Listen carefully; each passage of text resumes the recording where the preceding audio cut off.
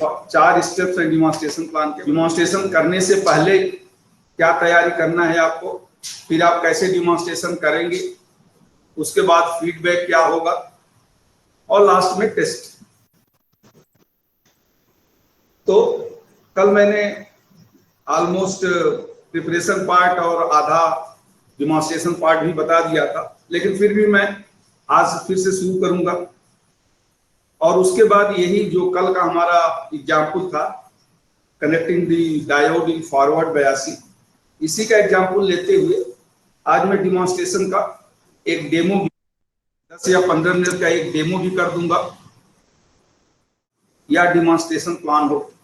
इसमें हम किस तरह के प्रश्न पूछते हैं और उन प्रश्नों के पूछने से प्रक्रिया में या विद्यार्थी के सीखने के परिवेश में क्या परिवर्तन होता है, तो वो हम थोड़ा सा डिस्कस करेंगे। ठीक है, कोई आप लोगों का अगर डाउट हो कल या इससे पहले का, कोई भी डाउट या कुछ पूछना चाहें 5 मिनट, तो यू आर वेलकम, आप पूछ सकते हैं, कोई डाउट है तो। में मैं जो प्रिपरेशन होता है 4 पार्ट्स को मैंने कल बताया था कि डिमॉन्स्ट्रेशन में हम बिफोर डिमॉन्स्ट्रेशन, तो बिफोर डिमॉन्स्ट्रेशन, ड्यूरिंग डिमॉन्स्ट्रेशन और टेस्ट, यानी अब बिफोर डिमॉन्स्ट्रेशन से पहले क्या तैयारी करते हैं वो, फिर जैसा तैयारी करते हैं वैसा डिमॉन्स्ट्रेशन करते हैं, और उसके बाद फिर एप्लीकेशन उसका क्या होगा, और लास्ट में होता है टेस्ट। ये 4 स्टेप हैं। कल मैंने आपको बताया था जो डिमॉन्स्ट्रेशन का पार्ट था, तैयारी आप क्या करेंगे, तो इसको रटने की जरूरत नहीं है आपको। आप एक स्टेप में अगर समझ लें कि हमें क्या चाहिए, बट नेचुरल एक सिंपल सी बात होती है कि मैं आज क्या डिमॉन्स्ट्रेशन करूंगा, इस डिमॉन्स्ट्रेशन से विद्यार्थी को क्या मिल जाएगा, इस डिमॉन्स्ट्रेशन के लिए क्या tools, equipment, raw material, safety equipment चाहिए, उसको ले लो, कैसे उसको रखेंगे, विद्यार्थी कैसे बैठेगा या देखेगा, तो और क्या सुरक्षा के उपकरण होने चाहिए, बस ये आपकी तैयारी हो गई। उसी को आप एक क्रमबद्ध तरीके से आप कर लें। जैसे पहला होता है सिलेक्ट द स्किल, कि आज मैं किस, ये प्रिपरेशन से पहले आपको सिलेक्ट करना है, वैसे ही आपको डिमॉन्स्ट्रेशन प्लान में लिखना होता है। डिमॉन्स्ट्रेशन प्लान में कैसे लिखना होता है कल मैंने बताया। तो फर्स्ट स्टेप होता है सिलेक्ट द स्किल, दक्षता का या कौशल का चयन करना कि मैं इस दक्षता का या कौशल का प्रदर्शन करके दिखाऊंगा।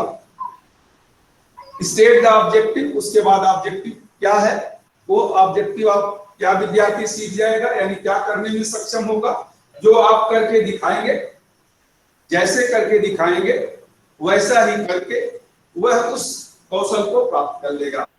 उपकरण, औजार, कच्चा माल, सेफ्टी इक्विपमेंट्स अगर कोई है तो उसे प्राप्त कर ले, उसके रखने की जगह है आप देख लें, और सबसे इंपॉर्टेंट है ये टेबल पे या बेंच, जो वर्किंग बेंच जिसे हम कहें, वर्कशॉप में वर्किंग बेंच होते हैं, तो वर्किंग बेंच पे जहां आप डिमॉन्स्ट्रेशन कर रहे हैं वहां उस उपकरण, औजार, कच्चा माल को उनके उपयोग के क्रम में व्यवस्थित कर दें। जिस क्रम में आप उनको यूज करेंगे उसी क्रम में उसे व्यवस्थित कर दें। ठीक है, अब डिमॉन्स्ट्रेशन करने का जो आपका तरीका है, मेथड ऑफ डिमॉन्स्ट्रेशन, उसको आप चयन कर लें। जो मेथड आपने चयन किया है उस मेथड का क्या क्रम है, यानी सीक्वेंस ऑफ डिमॉन्स्ट्रेशन, तो सीक्वेंस आप निश्चित कर लें। हर सीक्वेंस की क्या सावधानियां हैं वो आप सुनिश्चित कर लें और उसको लिख लें। ठीक है, इसके बाद विद्यार्थी के बैठने की जगह, और जहां आप डिमॉन्स्ट्रेशन कर रहे हैं वहां वो सेमी सर्किल में खड़े हो सके। सेमी सर्किल में विद्यार्थियों के खड़े होने की जगह वो अवश्य होना चाहिए। ठीक है, जहां वर्कशॉप में लाइट वेंटिलेशन तो होता ही है, फर्स्ट एड बॉक्स है, फायर एक्सटिंग्विशर्स है, होना चाहिए। और जैसा कि मैंने आपको बताया था कल कि ऑपरेशन सीट आप बनाते हैं। उस ऑपरेशन सीट में जो आप प्रदर्शन आज कर रहे हैं उस प्रदर्शन को करने का क्रम और प्रत्येक क्रम की सावधानियां लिखी होती है। तो ये पहला आपका हो गया।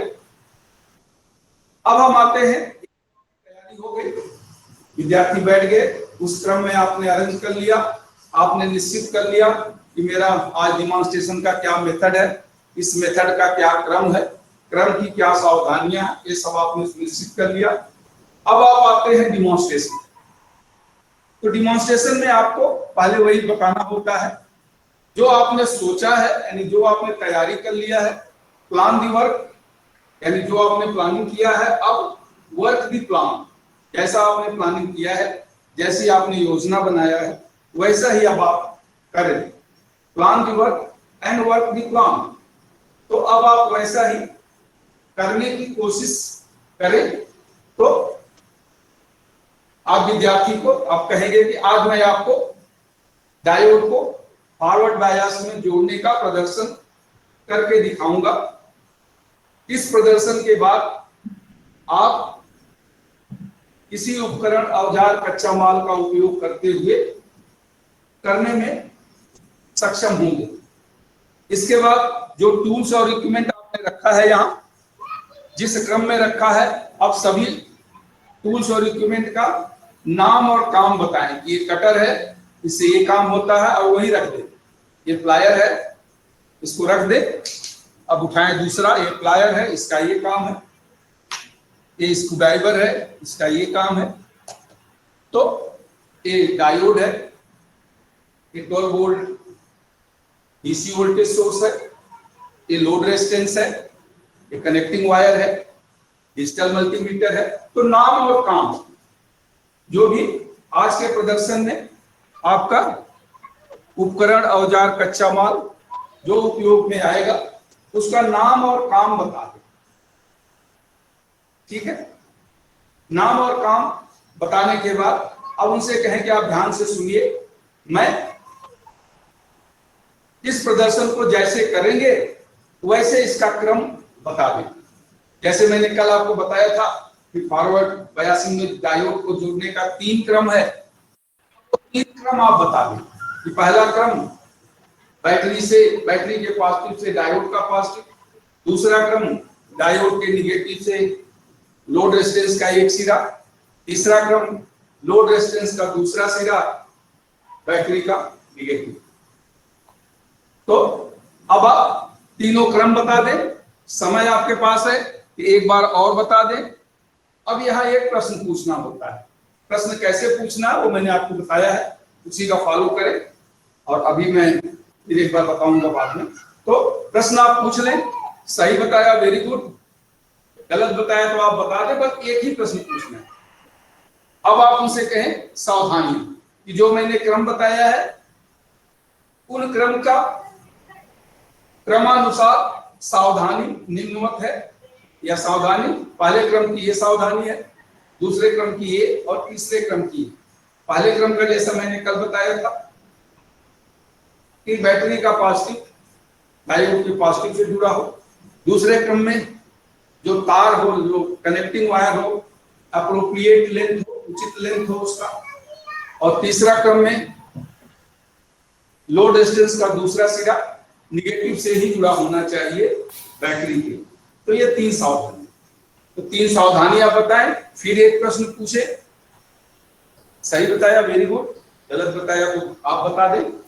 अब आपको क्रम और सावधानी एक साथ बताना। देखिए ये याद रखिए, बहुत जरूरी है। पहले क्रम बताएं कि पहला क्रम ये है और ये सावधानी, दूसरा क्रम ये है, ये सावधानी, तीसरा क्रम ये है, एक सावधानी।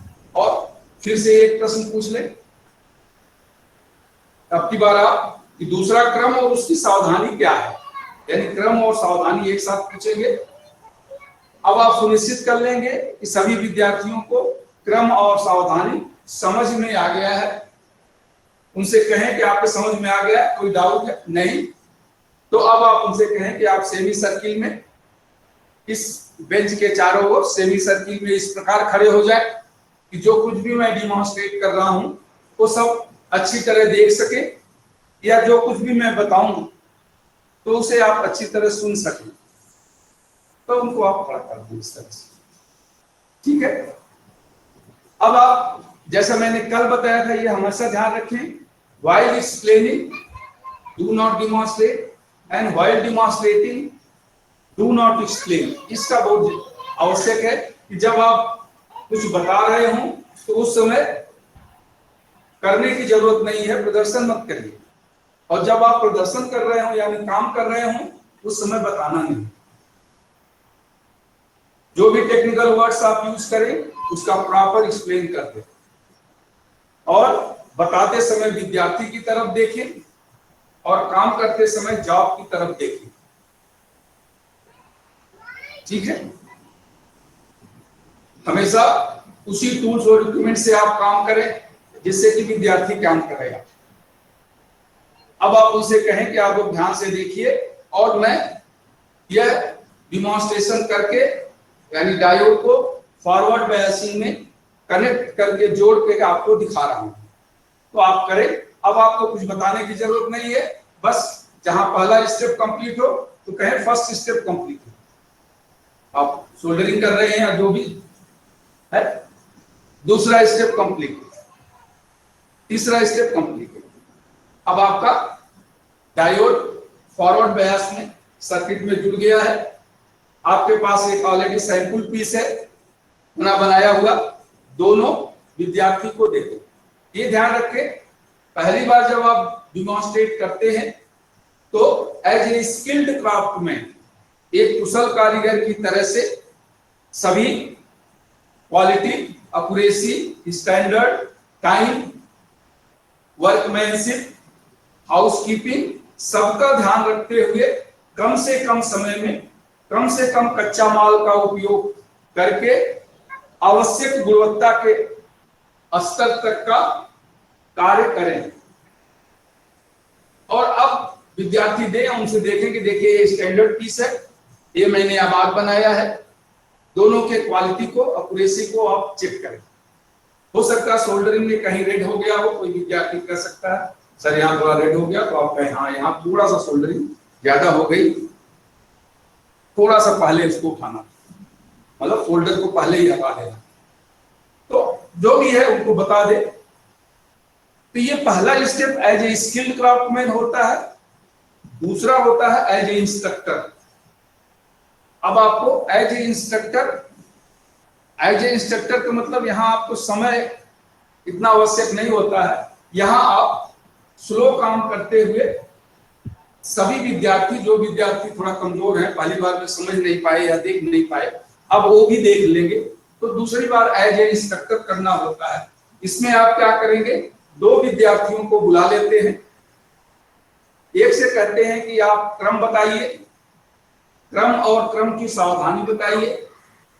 दूसरे से कहेंगे कि जैसा ये बता रहे हैं वैसा ही आप करें, और आप यानी इंस्ट्रक्टर देखेगा, अवलोकन करेगा, ऑब्जर्व करेगा।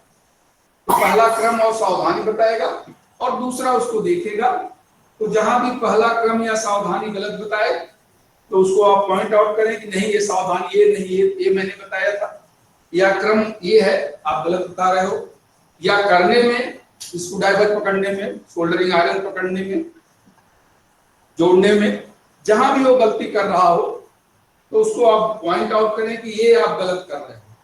केवल ये कह देना कि आप गलत कर रहे हो नहीं, ये गलत कर रहे हो, ऐसे नहीं ऐसे करो, उसे करेक्ट करें।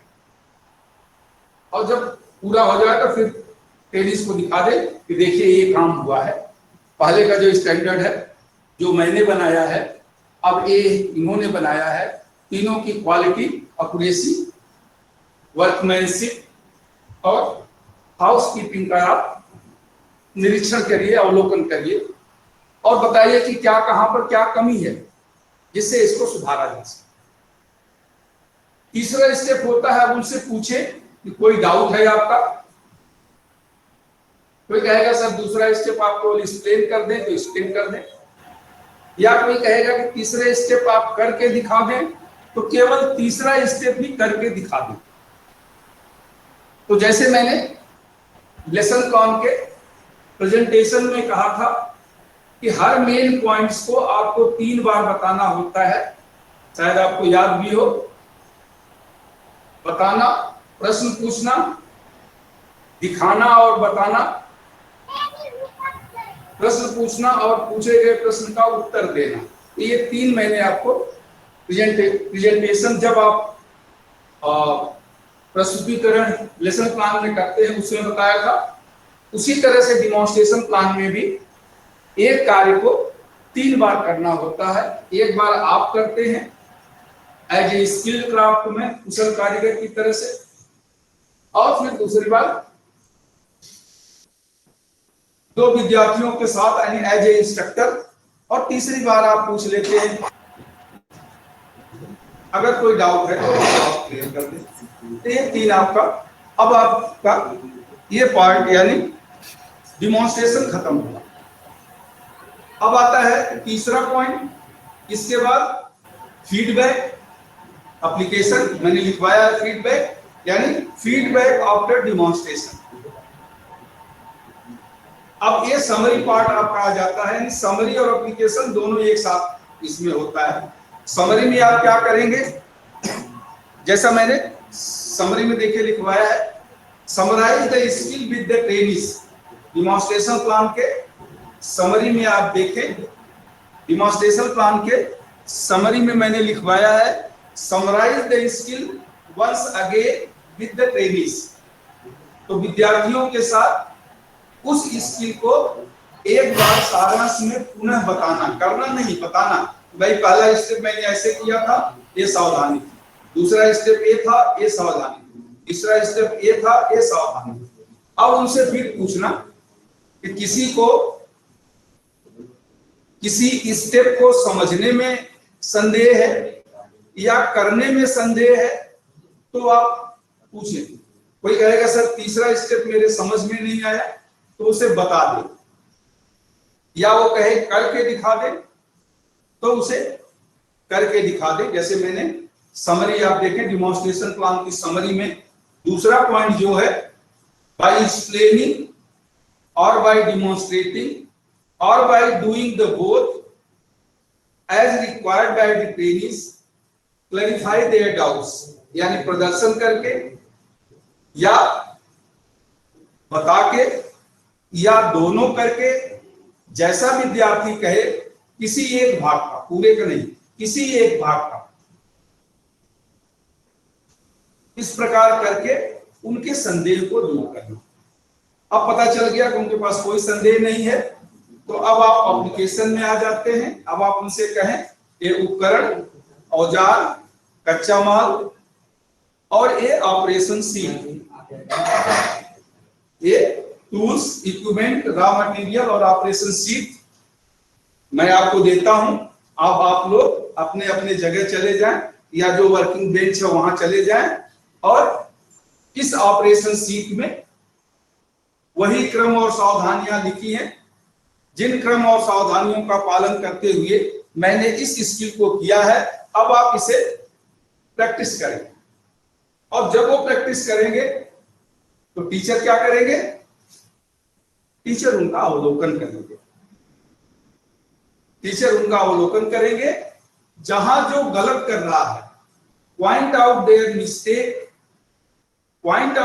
Mistake and tell them the effect of not correcting it.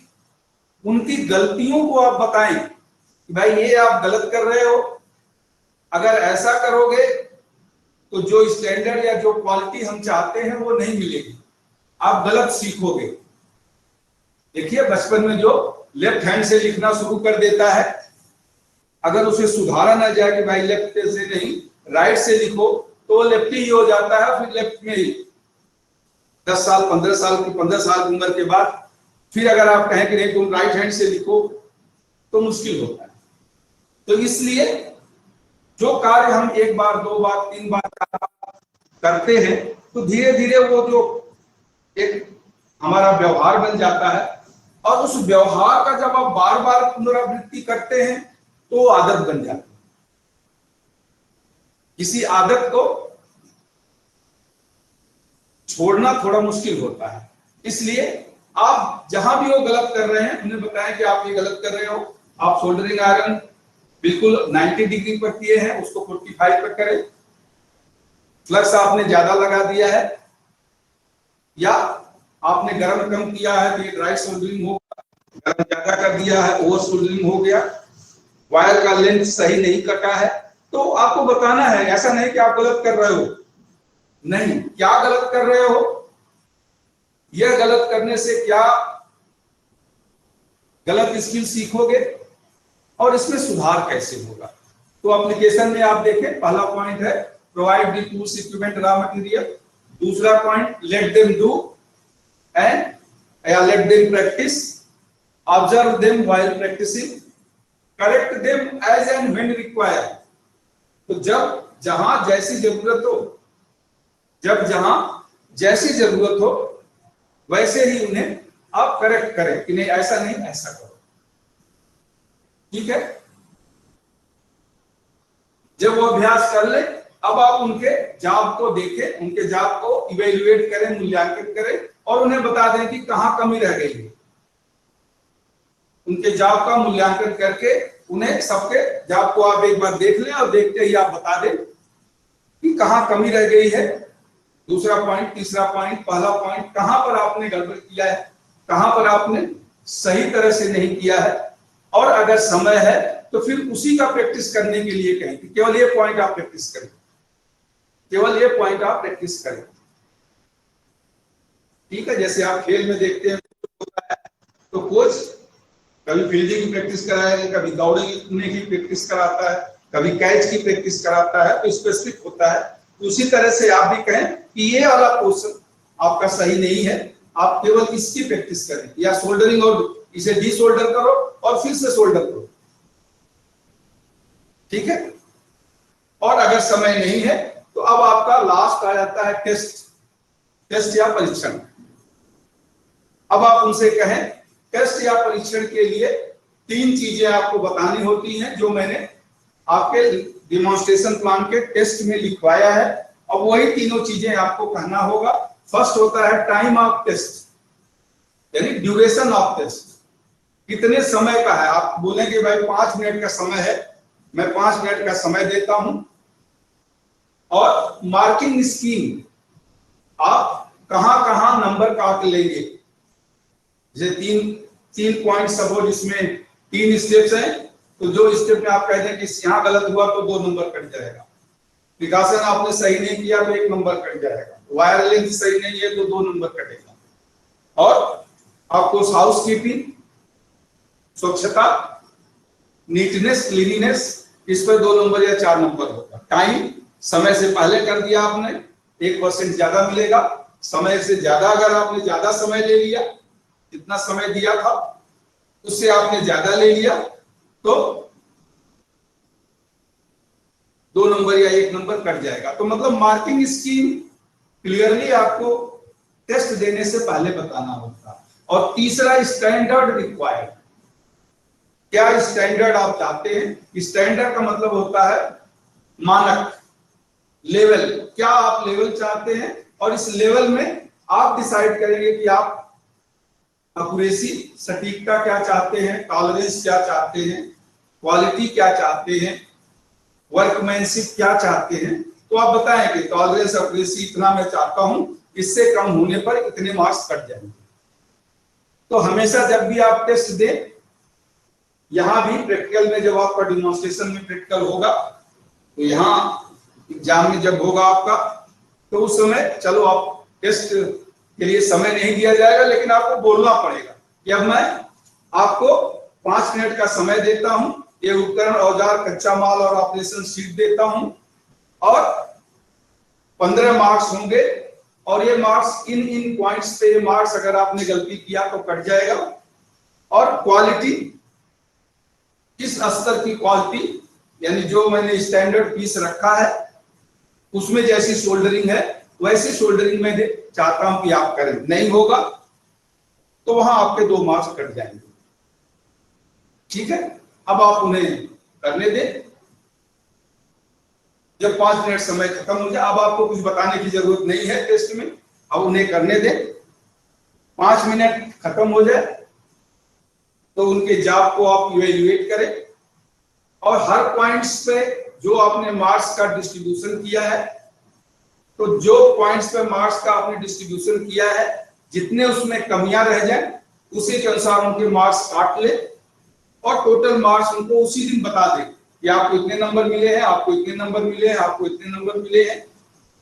Number कहां और क्यों कटे, आपके नंबर मार्क्स कहां और क्यों कटे हैं वो क्लियरली उनको बता दे कि अगली बार जब आप प्रैक्टिस करेंगे तो इन बिंदुओं का अवश्य ही ध्यान रखें। और आपको एक इंस्ट्रक्टर को एक रिकॉर्ड रखना होता है ट्रेनिंग्स का। एनएसटीओ के अनुसार जो हमारा कॉम्पिटेंसी बेस्ड असेसमेंट है, तो उसके अनुसार जो इंटरनल असेसमेंट आप देते हैं एग्जाम से पहले, उस इंटरनल असेसमेंट के लिए आपको एक रिकॉर्ड रखना होता है, जिसे हम एनएसटीओ की भाषा में ट्रेनिंग पोर्टफोलियो कहते हैं। ट्रेनिंग पोर्टफोलियो ये आपके इसमें आ सकता है एग्जाम में, रिटन एग्जाम के ऑब्जेक्टिव में आ जाता है, व्हाट इज ट्रेनिंग पोर्टफोलियो। तो ट्रेनिंग पोर्टफोलियो ट्रेनिंग्स के काम करने का, प्रत्येक लर्निंग आउटकम के अनुसार ट्रेनिंग्स का काम करने का रिकॉर्ड टीचर रखता है और उस रिकॉर्ड के अनुसार उसकी मार्किंग करता है। मार्क के अनुसार चाहे तो ग्रेडिंग कर सकता है कि ये बहुत अच्छा लगता है, ये ट्रेनिंग्स ने एक्सीलेंट काम किया है, ये मीडियम है, ये लोअर कैटेगरी के हैं, तो ग्रेडिंग ऑफ द ट्रेनिंग्स आप बना सकते हैं। तो ये टोटल डिमॉन्स्ट्रेशन प्लान हुआ। कोई डाउट है, कुछ पूछना है किसी को?